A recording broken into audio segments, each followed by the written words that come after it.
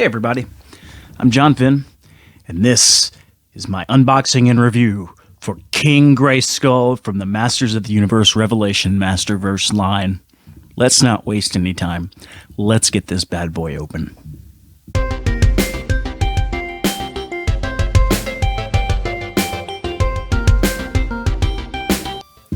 Here he is in his inner bubble. Let's take a look at the back, see how he is secured in here. And if we lift up the cape, oh, nope, the cape is tied with plastic ties to the ankles, and to the shield here, and to the dark sword on the right side. So I can't really see it. It looks like his wrists are tied in with plastic ties, yep. And his ankles are also tied in. It looks like the ankles are tied in with the same plastic ties that attach to the cape.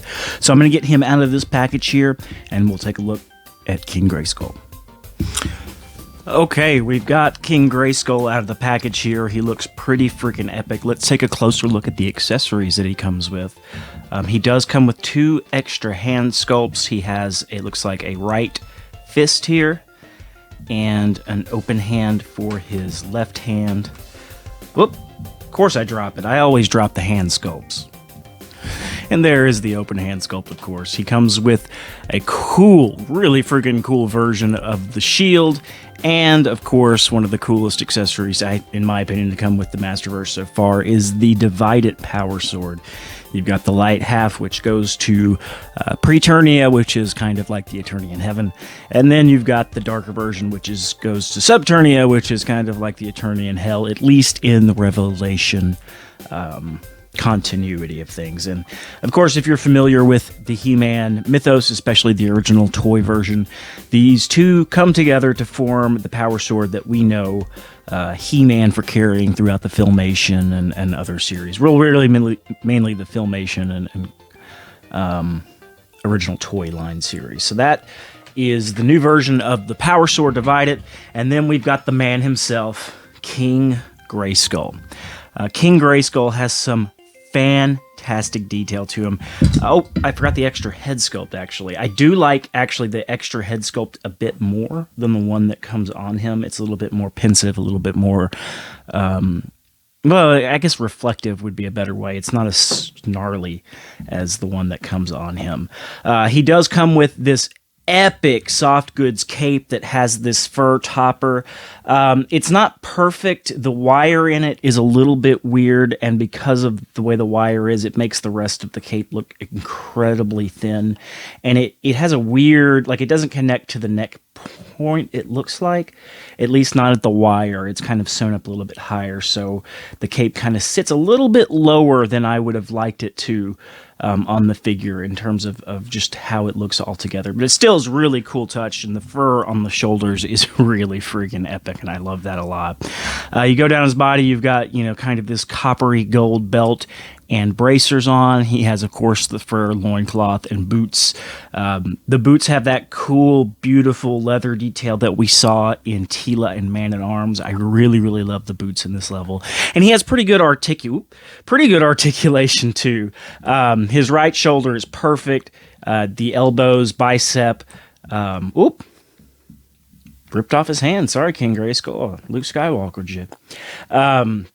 All the articulation is the same as the rest of the series. Bicep swivel, elbow bends with double jointed elbows. You can twist the wrists and bend them forward and back. He can rotate at the waist. He has the kind of ab crunchy thing going on here. Legs can go forward and back and out. His knees can bend. Double jointed knees, of course. Boot cut as well, so you can swivel. And, of course, his feet can go forward and back and rock back and forth. The left shoulder, now I mentioned the right shoulder was really good. The left shoulder, is a little bit tight. It's not stuck like it has been on a lot of the other figures, but it does get it gets tighter as you get closer to the body, but it does move. One thing that helped me get mine a little bit looser was turning the bicep to give it a little bit more purchase on the joint itself, but it's not as bad as, especially like Skelegod was when we got him. I'm going to take off this cape here real quick, put it on a different head sculpt, and we're going to see how he looks with one of his some of his accessories added to him. Oops.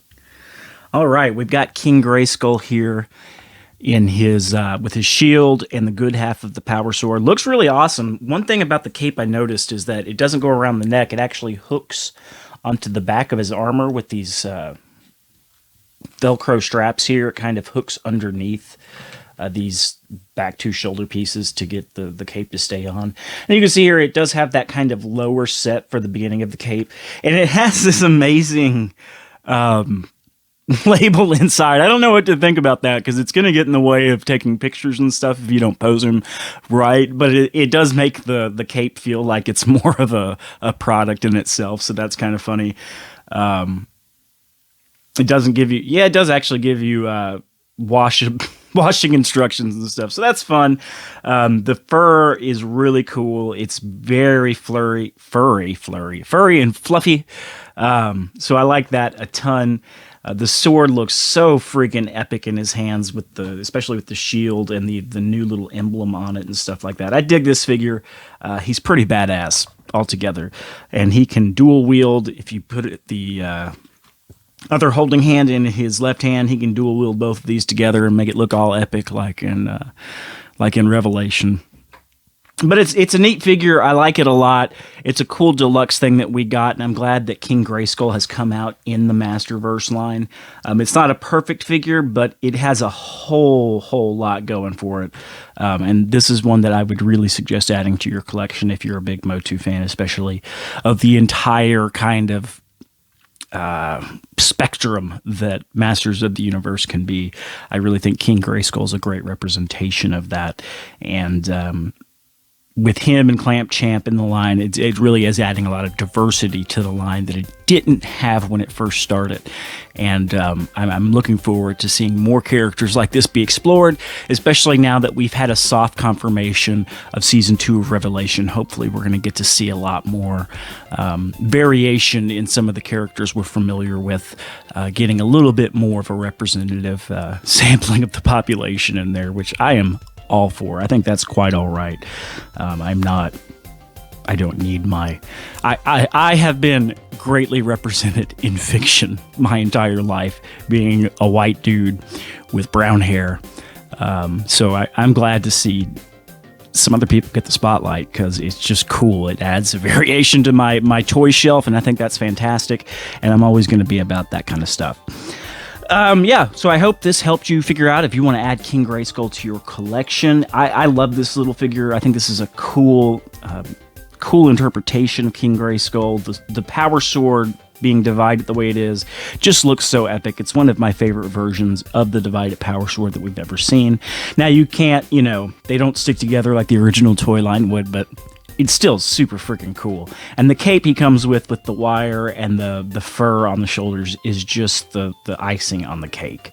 I hope this told you whether or not this is one you want to add to your collection. I hope you keep collecting the way you want to collect, whether that's keeping your figures mock, opening for display, or for play, however you like to do it. It's the right way to do it. And if anybody else tells you otherwise, tell them you're going to take the good half of the power sword and shove it up their